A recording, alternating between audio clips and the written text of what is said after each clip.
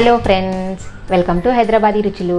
ఇప్పుడు మనం వడియాలు తయారు చేయడం చూద్దాము. అది కూడా 3 రకాల వడియాలు: అన్నంతో వడియాలు, టమాటాతో వడియాలు, పాలకూరతో వడియాలు.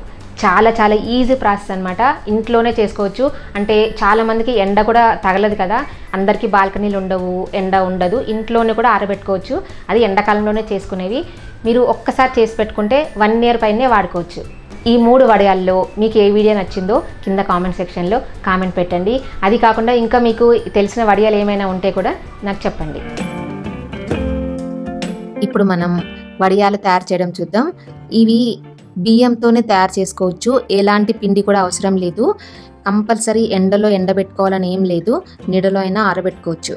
వీటిని కొరడాలు అని కూడా అంటారు. ఇక్కడ నేను దొడ్డు బియ్యం తీసుకున్నాను, అంటే 3 cups రైస్ తీసుకున్నాను. ఒక బౌల్లో 1 కప్పుకి 3 కప్పుల వాటర్ తీసుకోవాలి. అంటే 3 cups రైస్ అయితే నేను 9 కప్పులు వాటర్ తీసుకున్నాను. దాంట్లో 2 teaspoons లేదా టేస్ట్కి తగినంత సాల్ట్ వేసుకోవాలి. ఈ నీళ్లు మరుగుతున్నాయి కదా, ఇప్పుడు ఈ నీళ్ళల్లో కడిగి పెట్టుకున్న బియ్యాన్ని వేసుకోవాలి. 1 కప్పు బియ్యానికి 3 కప్పులు వాటర్ వేసుకోవాలి. ఒకసారి కలుపుకొని మూత పెట్టుకుని ఈ రైస్ని ఉడకనివ్వాలి. అంటే మామూలు అన్నం వండుకున్నట్టుగానే ఉడికించుకోవాలి. కాకపోతే ఇక్కడ వాటర్ ఎక్కువ వేసుకోవాలి, ఎందుకంటే వడియాలు చేసుకోవడానికి మనకి అన్నం మెత్తగా ఉండాలి. అన్నం ఉడుకుతుంది కదా, మధ్య మధ్యలో కలుపుకుంటూ ఈ అన్నం దగ్గరకు వచ్చే వరకు ఉడకనివ్వాలి. ఇదిగోండి, నీళ్ళన్నీ ఇంకిపోయాయి కదా, రైస్ దగ్గరకు వచ్చేసింది. 2-3 నిమిషాలు స్టవ్ సిమ్లో పెట్టుకుని మూత పెట్టుకుందాము. చూడండి, రైస్ అయిపోయింది. ఇప్పుడు స్టవ్ ఆఫ్ చేసుకోవాలి. ఒకసారి అన్నాన్ని బాగా కలుపుకొని దీంట్లో 1 teaspoon వాము వేసుకోవాలి. 2 teaspoons జీలకర్ర వేసుకోవాలి. 6 to 7 teaspoons నువ్వులు వేసుకుంటున్నాను. ఈ నువ్వులు కూడా మన టేస్ట్ని బట్టి ఎక్కువ తక్కువ వేసుకోవచ్చు. నచ్చితే నువ్వులు ఎంత ఎక్కువ వేసుకుంటే అంత బాగుంటుంది. ఇవన్నీ కలిసేటట్టుగా బాగా కలుపుకోవాలి. మీకు సాల్ట్ తక్కువ ఉంది అనిపిస్తే ఇప్పుడు కూడా కొంచెం వేసుకొని కలుపుకోవచ్చు. ఈ రైస్ని బాగా చల్లారనివ్వాలి. బాగా చల్లారిన తర్వాతనే పెట్టుకోవాలి, ఈజీగా వచ్చేస్తుంది. బాగా చల్లారిన తర్వాత మనం మురుకులు చేసుకుంటాం కదా, ఆ గొట్టాన్ని తీసుకోవాలి. అంటే స్టార్ షేప్లో ఉన్న గొట్టం తీసుకోవాలి. దాంట్లో మనం వండి చల్లార్చి పెట్టుకున్న రైస్ని ముద్దలుగా చేసుకొని ఆ ముద్దలని ఈ గొట్టంలో వేసుకోవాలి.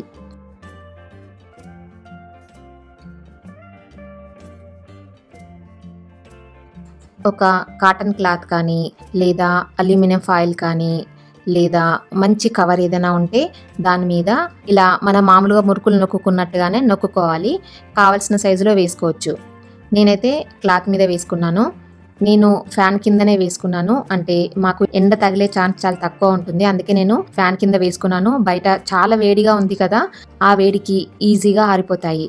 ఈవినింగ్ కొంచెం బాల్కనీలో ఎండ వస్తుంది, ఆ టైంలో మాత్రమే నేను కొంచెం సేపు, అంటే ఒక అరగంట నుంచి గంట వరకు మాత్రమే ఎండలో పెట్టుకున్నాను.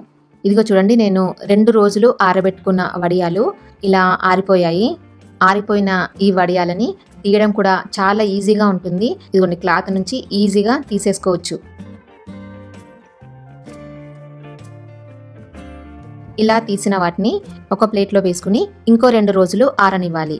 బాగా ఆరిన తర్వాత 8 కంటైనర్లో పెట్టుకుంటే మనం 1 year వరకు వాడుకోవచ్చు.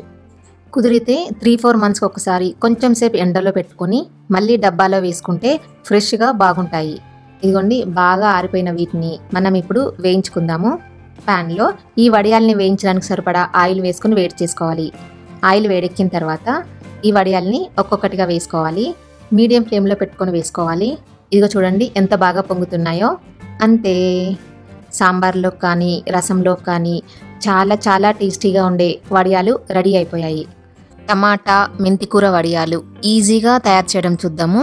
ఒక ప్యాన్లో 1 కప్కి 3 cups వాటర్ పోసుకోవాలి. అంటే ఇక్కడ నేను 2 cups రైస్ తీసుకున్నాను, దానికి 6 cups వాటర్ పోసుకోవాలి. ఈ నీళ్ళని మరిగించుకోవాలి. నీళ్లు మరగడం స్టార్ట్ అయిన తర్వాత చిన్న ముక్కలుగా కట్ చేసుకున్న 1/2 kg టమాటాలని వేసుకోవాలి. టమాటాలని సాధ్యమైనంత చిన్న ముక్కలుగా కట్ చేసుకోవాలి. దాంట్లో 4-5 కట్టలు మెంతికూర వేసుకోవాలి.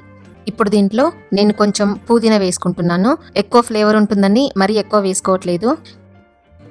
కొత్తిమీర వేసుకోవాలి. కొత్తిమీర కూడా మనకు కావాల్సినంత వేసుకోవచ్చు. కావాలనుకుంటే మెంతికూర వేసుకోకుండా కొత్తిమీర వేసుకొని కూడా చేసుకోవచ్చు. ఈ టమాటా మెంతికూరని ఒక్క నిమిషం ఉడకనివ్వాలి. ఈ టమాటాల్ని ఇలాగే వేసుకోవచ్చు, లేదంటే గ్రైండ్ చేసుకొని అంటే పేస్ట్ చేసుకొని కూడా వేసుకోవచ్చు. ఈ టమాటాలు ఒక్క నిమిషం ఉడికిన తర్వాత మనం ముందుగా కడిగి నానబెట్టి పెట్టుకున్న రైస్ని వేసుకోవాలి. ఇక్కడ నేను 2 కప్పులు రైస్ వేసుకుంటున్నాను. ఆ తర్వాత దీంట్లో 1 టీ స్పూన్ కారం పొడి వేసుకోవాలి. టమాటా కదా రెడ్ కలర్ రావాలని నేను కారం పొడి వేసుకుంటున్నాను. కావాలనుకుంటే పచ్చిమిర్చి కూడా గ్రైండ్ చేసుకొని వేసుకోవచ్చు, లేదు అంటే పచ్చిమిర్చి సగం కారం పొడి సగం కూడా వేసుకోవచ్చు.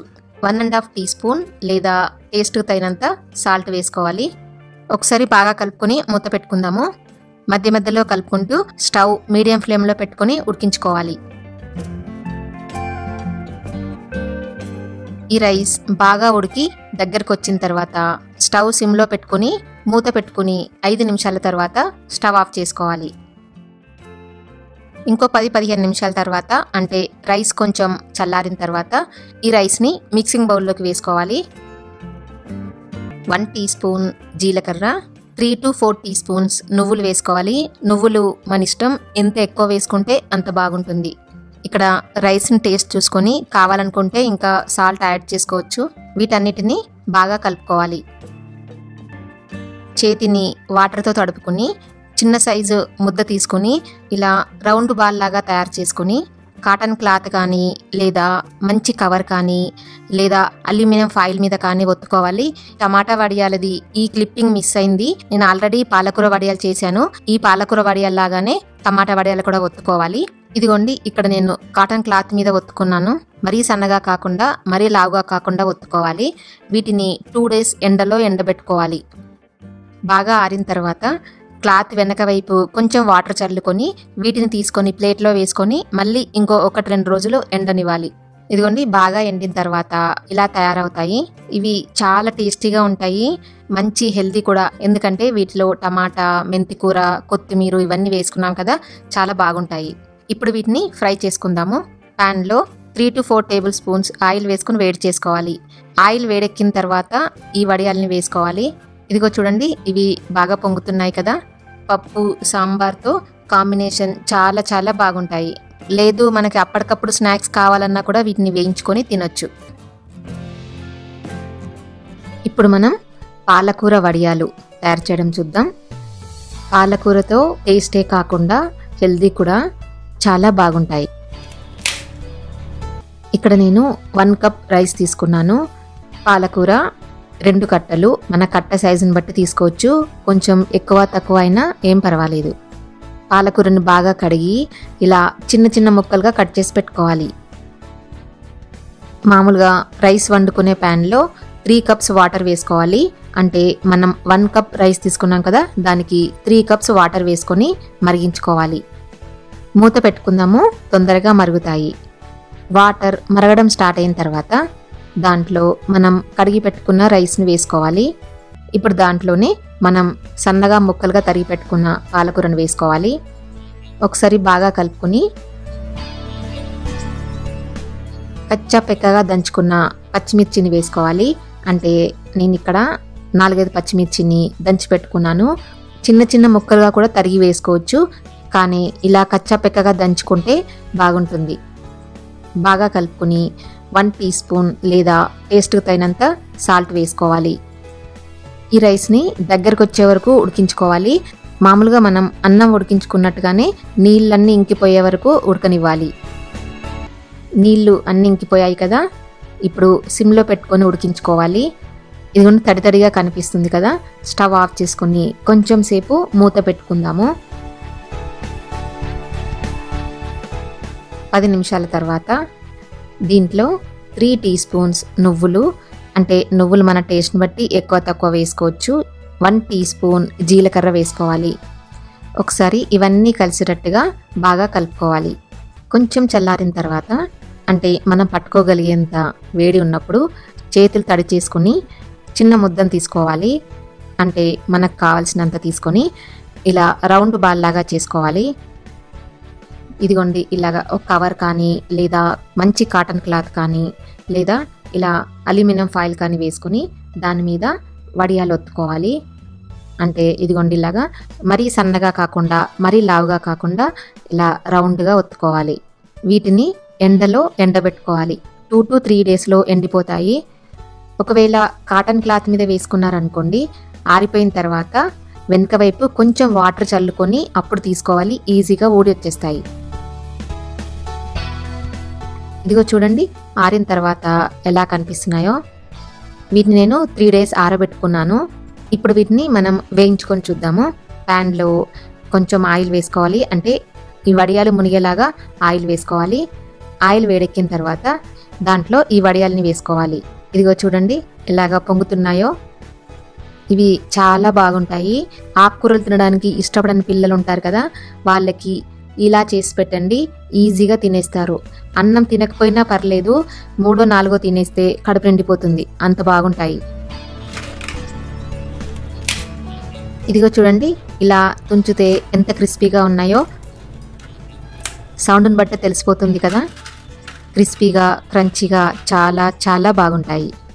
ఈ వీడియో నచ్చినట్టయితే కింద లైక్ బటన్ కనిపిస్తుంది కదా, ప్రెస్ చేసి ఫ్రెండ్స్ అందరికీ షేర్ చేయండి. సజెషన్స్ ఏమైనా చెప్పాలనుకుంటే కింద కామెంట్ సెక్షన్లో కామెంట్ పెట్టండి. నా ఛానల్ ఎవరైనా సబ్స్క్రైబ్ చేయని వాళ్ళు ఉంటే తప్పకుండా సబ్స్క్రైబ్ చేయండి. కొత్త వీడియో నోటిఫికేషన్స్ కోసం పక్కనున్న బెల్ బటన్ని క్లిక్ చేయడం అస్సలు మర్చిపోవద్దు. Thank you for watching.